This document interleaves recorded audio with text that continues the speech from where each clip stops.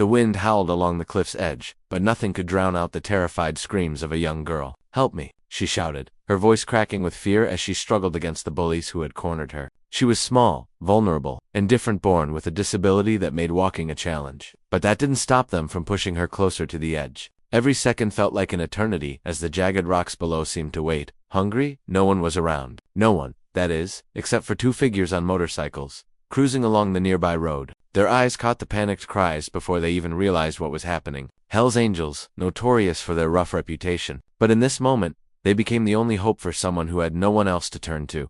The girl's hands shook, gripping the cliff's edge, knowing that one wrong move could be fatal. The bullies laughed, confident in their cruelty, completely unaware that their actions had set off a chain of events that no one could have predicted. In those tense moments, danger and hope collided but would help arrive in time. Or was the girl's fate sealed before anyone could reach her? The girl's name was Maya, and life hadn't been easy for her. Born with a condition that made walking a daily struggle, she had grown used to stares, whispers, and the harsh words of people who didn't understand her. School had been no different. Bullies singled her out, making her feel small and invisible. But she had always found ways to fight back, not with fists, but with courage and determination that belied her size.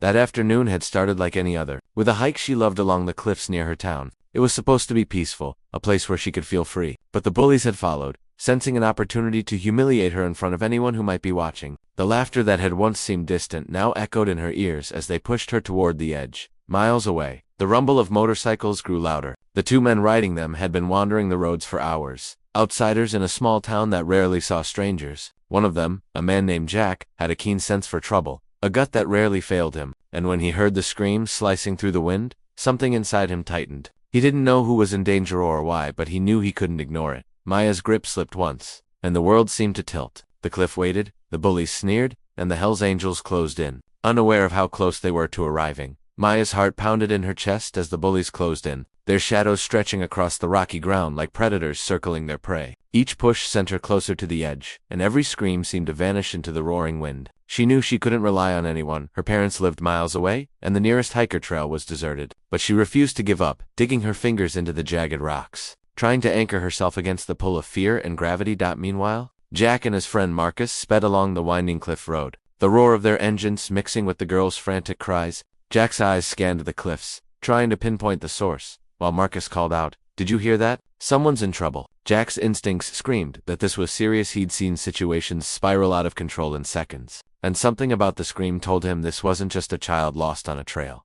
Back at the cliff, the bullies were growing impatient. One of them, a taller boy with a cruel smirk, began taunting her, pushing closer, testing her resolve. Another took out a phone, pretending to record her struggle, laughing as if this were all a game. Maya's mind raced. She needed a plan, any plan. But the cliff's edge was unforgiving, and with each passing second, the danger escalated. Above the roar of the wind, she heard the faint echo of motorcycles approaching. Hope flickered. But would it arrive before it was too late? Maya's fingers trembled as the edge of the cliff crumbled beneath her, tiny rocks scattering into the void below. Panic clawed at her chest, and for a moment, she froze, staring down at the sheer drop. The bullies laughed louder, circling her like wolves, thinking the fear in her eyes was entertainment. One of them leaned in, shouting, "You're done for," and reached toward her shoulder, pushing her slightly. Maya's scream pierced the wind, sharp and desperate, a sound that seemed to reach farther than she imagined. On the road above, Jack slammed on the brakes, throwing the bike into a skid that sent gravel flying. "There's," he shouted, pointing toward the cliff. Marcus followed his gaze, eyes widening.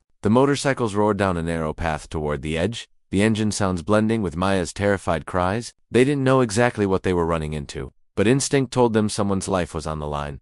Back at the cliff, Maya's vision blurred with tears. She tried to shift her weight, gripping the jagged rocks with every ounce of strength she had.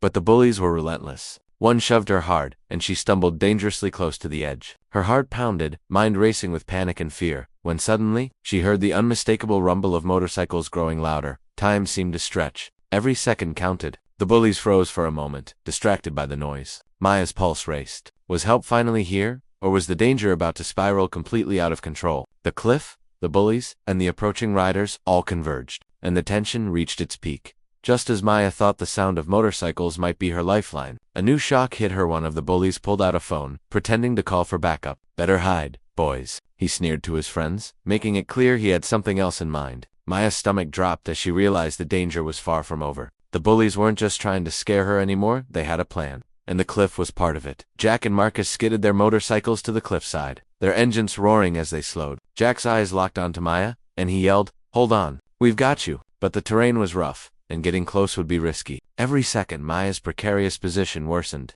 and the cliff beneath her seemed ready to give way entirely. Suddenly, another figure appeared, an unexpected passerby who had been hiking in the area. They shouted, trying to distract the bullies, but their presence only escalated the chaos. The bullies panicked, unsure whether to continue their cruelty or flee, creating a dangerous, unpredictable tension. Maya's grip slipped once again, rocks scattering beneath her, and the cliff seemed ready to swallow her whole. The motorcycles were closer now, the passerby calling out desperately, and the bullies' plans teetered on the edge of disaster. Every heartbeat felt like an eternity. Would anyone reach her in time, or was the cliff about to become a trap from which she couldn't escape? Maya's hand slipped again, and for a terrifying moment, she dangled over the edge, the wind whipping her hair and the abyss yawning beneath her. Jack didn't hesitate. He leaped from his bike, heart pounding, and grabbed her arm with a strength that seemed impossible for a man his size. Marcus followed, pulling her from the cliff's edge as the bullies scrambled backward, shocked and frozen. The sudden arrival of help was more than Maya had dared hope for. She collapsed into Jack's arms, trembling, gasping for air.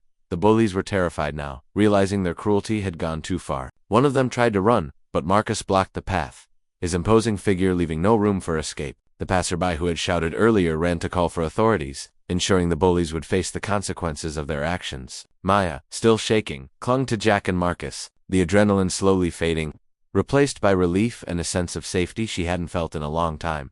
Just when it seemed the danger had passed, a loud crash echoed from behind a motorcycle, coming from the opposite side of the cliff. Another group of riders, unknown and shadowy, had been drawn by the commotion. They stopped abruptly, observing the scene with unreadable expressions. Maya looked up, realizing that while she had survived this ordeal, the world still held unknown threats and perhaps unexpected allies she had yet to meet. Maya finally took a deep breath. Feeling the solid ground beneath her feet and the warmth of Jack and Marcus beside her, the bullies were escorted away by the passerby until help arrived, their cruel laughter replaced by the distant sound of sirens. Maya realized that even in moments of fear, courage could be found, and that sometimes help came from the most unexpected places. Jack and Marcus stayed close, making sure she was safe and steady. "You were incredibly brave," Jack said gently, as Maya's eyes filled with tears not just from fear, but from relief and gratitude. The passerby explained that they had called the authorities, and soon the bullies would face the consequences of their actions. It was a small comfort, but it gave Maya a sense of justice and closure as the sun began to dip below the horizon.